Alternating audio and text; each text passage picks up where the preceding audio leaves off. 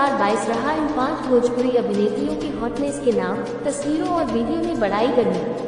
तो video start करने से पहले दोस्तों, अगर आप हमारे चैनल पर नए हैं तो चैनल भोजपुरिया जोन को सब्सक्राइब कर लें और वीडियो अच्छी लगे तो लाइक कर दें, अपने दोस्तों में शेयर करें, कमेंट करें। तो चलिए वीडियो स्टार्ट करते हैं।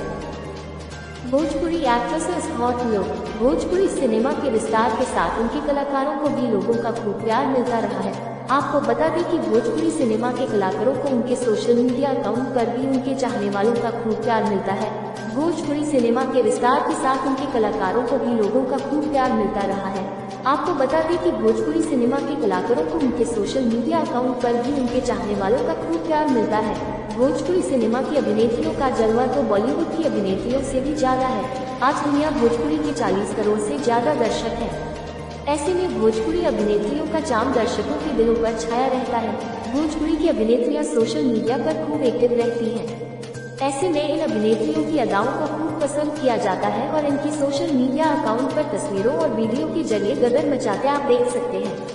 इस साल भोजपुरी की कुछ अभिनेत्रियों ने सोशल मीडिया के जरिए हंगामा मचाकर रखा और उनके पोस्ट खूब वायरल हुए। इनमें से कुछ अभिनेत्रियों की सुपर बोल्ड अवतार को दर्शकों का प्यार मिला। नंबर 1, नम्रता मल्ला। इस साल भोजपुरी की सुपरहिट बाला नम्रता मल्ला की अदाओं के भी दर्शक दीवाने रहे। खेसारी लाल से लेकर पवन सिंह तक नम्रता ने वीडियो में काम किया और उनकी अदाओं ने हंगामा मचा कर रखा।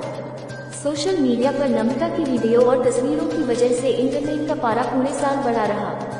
नंबर 2, सुषमा अधिकारी। भोजपुरी सिनेमा के दर्शकों के बीच कम समय में ही धमाका करने वाली नेपाली बाला सुषमा अधिकारी की तस्वीरों ने भी सोशल मीडिया पर जमकर आग लगाई। उनकी तस्वीरों को सालों भर उनके चाहने वाले देखकर आहें भरते रहे। नंबर 3, श्वेता शर्मा। भोजपुरी सिनेमा में कम समय में दर्शकों के बीच अपनी हॉट अदाओं से हंगामा मचाने वाली श्वेता शर्मा की सोशल मीडिया पर तस्वीरों और वीडियो ने इस पूरे साल हंगामा मचाया। नम्रता मल्ला के बाद श्वेता शर्मा की तस्वीरों और वीडियो ने इस साल इंटरनेट का तापमान बढ़ाकर रखा। नंबर 4, नेहा मलिक। पंजाबी बाला का भोजपुरी फिल्मों के पर्दे पर हंगामा मचाना दर्शकों को खूब पसंद आया। इसके साथ नेहा की सोशल मीडिया पोस्ट ने भी जमकर हंगामा मचा दिया। सोशल मीडिया पर नेहा मलिक की तस्वीरों की वजह से जमकर हंगामा मचा।